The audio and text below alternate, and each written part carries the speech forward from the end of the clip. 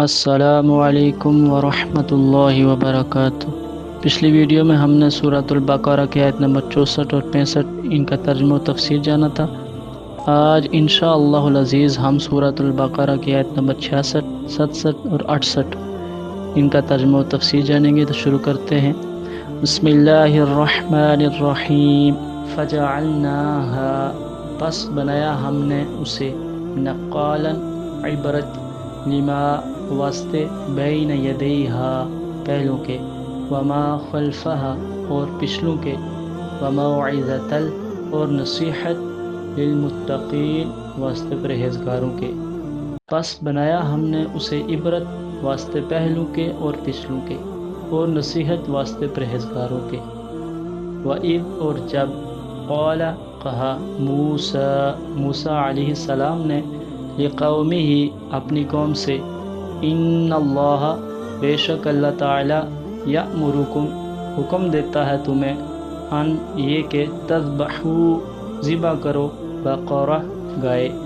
قالوا، کہا، اتتخذنا، کیا تو بناتا ہے ہمارا، ہزوا، مذاق۔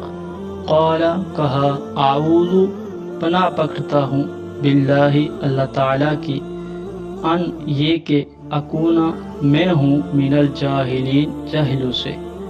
اور جب کہا موسیٰ علیہ السلام نے اپنی قوم سے، بے شک اللہ تعالیٰ حکم دیتا ہے تمہیں، یہ کہ ذبح کرو، گائے۔ کہا، کیا تو بناتا ہے ہمارا مذاق۔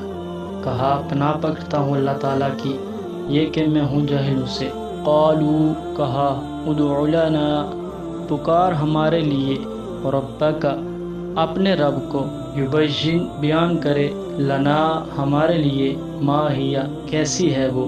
قال، کہا، انہو، بے شک، یقول، وہ کہتا ہے، انہا، بے شک وہ، بقرہ، گائے ہے، لا فارد، نہیں ہے بوڑھی، ولا بکر، اور نہ بچھیا، عوان بین ذالک، جوان ہے درمیان اس کے۔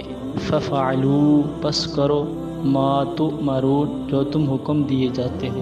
فجعلناها نکالا لما بین یدیہا وما خلفہا وموعظۃ للمتقین۔ بنی اسرائیل کے وہ لوگ جو نافرمان تھے انہیں بندر کے شکل میں بنایا گیا، تو اب ان کا یہاں پر تذکرہ کیا جا رہا ہے کہ ہم نے اسے اس وقت میں جو لوگ موجود تھے ان کے لیے اور جو بعد میں آنے والے تھے ان کے لیے عبرت بنایا، اور اس میں نصیحت ہے متقین یعنی پرہیزگاروں کے لیے، بچنے والوں کے لیے۔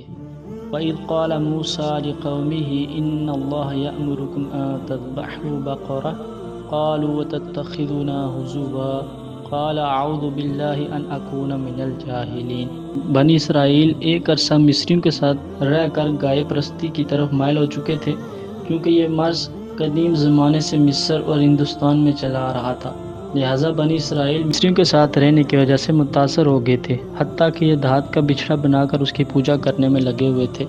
تو اللہ تعالیٰ نے موسیٰ علیہ السلام کو فرمایا کہ اپنی قوم سے کہو کہ وہ گائے ذبح کرے، تاکہ ان کے اندر جو اس کا ادب و احترام اور پوجا کرنے کی جو چاہت بھری ہوئی ہے اس کو ختم کیا جا سکے۔